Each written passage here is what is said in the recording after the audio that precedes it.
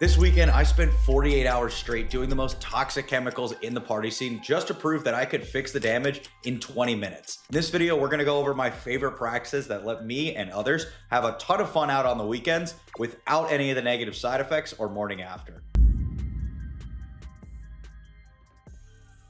We've been told our entire lives that you have to choose between being the boring sober guy or the brain dead party animal. What if I told you you could get all the good from both sides with none of the bad? That's everything we're gonna cover in today's video. Before we get started, as always, everything we're gonna cover in this video is for both science and your entertainment. Nothing we go over on this page should be misconstrued with medical advice. And if you're going to try to find any of the practices on this page useful, I absolutely encourage you to do so under the supervision of a medical provider. We've been told for so long that a hangover and the morning after is just the price you have to pay for a night out, but it's not. It's biological decay. It's literally your brain shrinking and getting destroyed.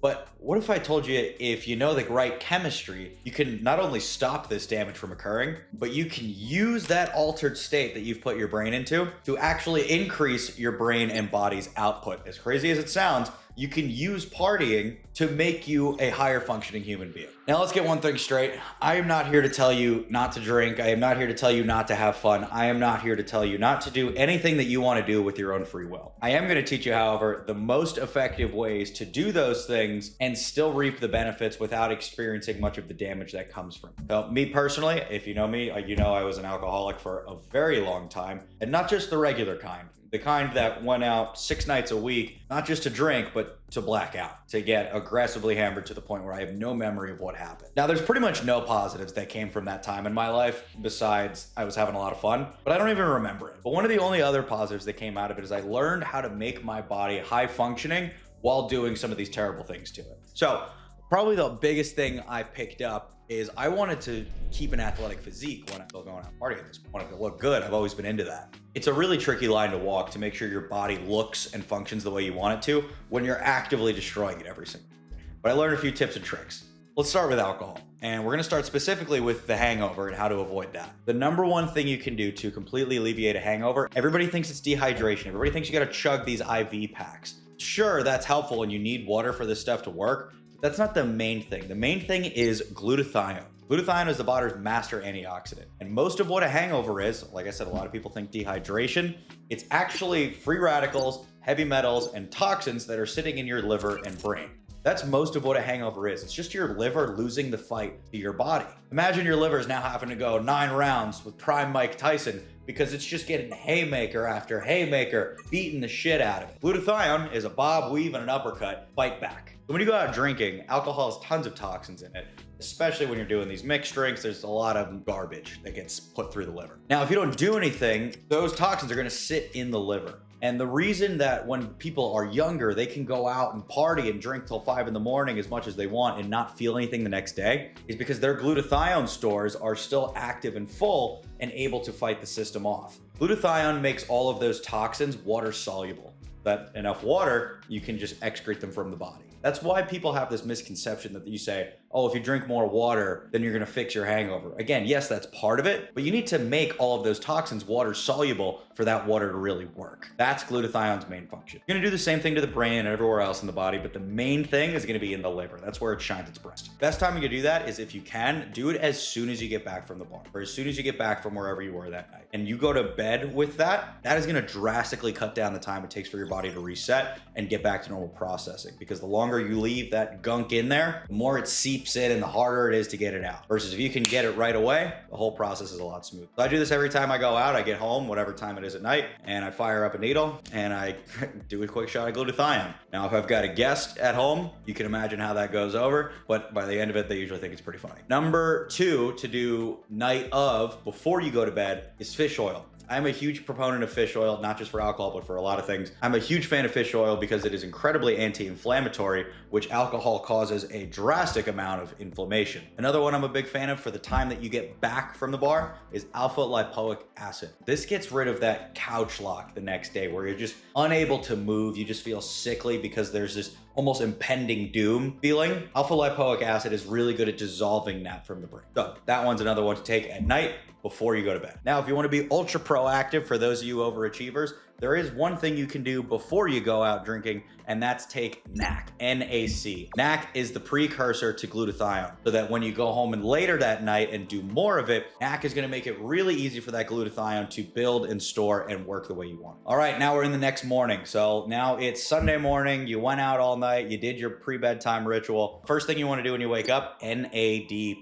When you go out drinking, you are expending a lot of cellular energy because your body is trying to fight for survival in every mechanism, especially in the brain. Your brain uses up 20% of your entire body's ATP production. If you want to have a clear mind and not be stuck in that groggy state the next day, NAD is a fantastic thing to add into your supplements. On an additional benefit, NAD is also really good at stopping alcohol from aging you. If you look at people who are extreme or heavy drinkers, they often look a lot older. NAD is really good at preserving the cellular health of your skin so that alcohol and other toxins don't decay you and age you as fast. Now, regular maintenance throughout the week, one of the best things you can do is going to be BPC 157, specifically as a gut health protocol. Alcohol can rip up your gut lining, and a lot of people experience leaky gut, which a lot more people than you think have this. BPC 157 is really good at protecting, right, body protection compound, really good at protecting the gut lining. Pair it with some GHK copper for some extra DNA repair, and you've got a pretty good formula to resolve most of the negatives that will come from a night out of drinking. And you're just gonna feel good. If nothing else, most of the issues that come from alcohol is the fact that it inhibits you from doing what you want to do the next day. Now, if you're more of an extreme performer and you know that as soon as you start drinking alcohol, your body's not going to be able to metabolize fat for a certain period of time, or at least not nearly as effectively as it would be without it, that's when you can start deviling into the other avenues, which is where I like to live, and which brings me to my next point, extracurriculars. I have not personally drank alcohol in a long time, and I have found alternative ways to have more fun. And if you guys are interested in that, I will make a full video on what I believe are the most effective ways to go out and have the most fun without having any of the negatives that come with that. But for the purposes of this video, we'll go over most of the common ones. All right, anything that affects serotonin. So this is your MDMAs, this is your ketamine, this is anything that is going to trigger the serotonin or dopamine in your brain. There are a few key concepts to this that can make this virtually harmless. And believe it or not, there's even a few concepts you can follow to make this recreational use, not just stop the damage, but also increase your brain's output. I'm gonna explain, ready? So when you get back from this night out, the first thing you wanna do, just like before, glutathione, fish oil. These are gonna be your main two across the board. The fish oil specifically is gonna flush out the extra stimulation that the brain has gone through, specifically when it comes to your serotonin receptors and your dopamine, which are the number two things that get eviscerated when you do these extracurriculars. Just like most things, a lot of these compounds have toxins in them. The number one thing you're gonna wanna do is flush those out immediately. Now, getting to the next day, this is where the real magic happens, and this is where you're gonna wanna pay attention. The first thing you do right in the morning, 15 grams of creatine. I use a tablespoon, it's exactly 15 grams. Creatine, a lot of people think is just for bodybuilding and gaining muscle and pumping water into the muscles. Sure, it's great at that, but it's actually a lot more beneficial for your brain than anything else in the body. Remember how we talked about ATP before? Just like NAD makes ATP, creatine recycles it, so it allows you to get more out of the ATP production that you're making. This is essential for brain function because, as we know, it uses up just about a fifth of the entire body's ATP and cellular production. A strong cellular connection makes for incredible cognitive function. That's why creatine is one of the most studied and most applicable uses for neurocognitive enhancement. And don't just stop this morning. You're gonna wanna continue this every day of the week to continue to get those benefits. Get jacked along the way, all the better. Number two is you're gonna wanna do that NAD again. Same thing, you're gonna wanna replenish that ATP. You're gonna wanna be able to increase the rate at which the electrons are firing in your brain to increase that cognitive function. Make sure your cells are reproducing at the same rate that they need to be. Now, this next one is another one you're gonna wanna take morning of, and then every day throughout the rest of the week, is alpha GPC. All of the other ones you probably heard of before. This one is one of the most slept on compounds when it comes to cognitive function and the ability to increase your brain's output even while using extracurriculars. Imagine your brain is an F1 car. Alpha GPC is the gasoline that keeps that thing running. When you go out at night and you're taking stuff that's gonna keep your brain ripping at 200 miles an hour, you are burning through the gas tank. Number one thing that's gonna destroy a car is trying to drive the car with no gas in it. That's a quick way to destroy the engine. Alpha GPC is that essential fuel that's gonna keep everything going. And you're gonna wanna pair this with uridine. If alpha GPC is the gas, uridine is the size of the gas tank. We can make that bigger then we can drive the car faster for longer as much as we want. The way to look at uridine is like when you're soldering two pieces of wire together and nothing really connects until you add that extra layer. That's uridine. It ensures that the connections that your brain has made are now sticking and lasting. So when you do something like anything that increases neuroplasticity, so this could be psilocybin, MDMA, anything that causes the brain to think at a higher level or expand its neural pathways, uridine is really effective at keeping those pathways connected even after the drug use stops. This is where it gets really interesting because you can use this material to strengthen the brain's pathways and now get benefit from going out and partying all night, as opposed to what most people do, which is fry their brain and turn into drug zombie. Now, I don't have a confirmed study to tell you that this is what they experimented on these guys with psilocybin or MDMA, and then they proved that their IQ raised. But I can tell you I've been using it for myself, and the experiment is going phenomenal. It's almost like the more I do these things, the better my memory recollection is, the better my cognitive output is, and the better I'm performing at my company on a daily basis.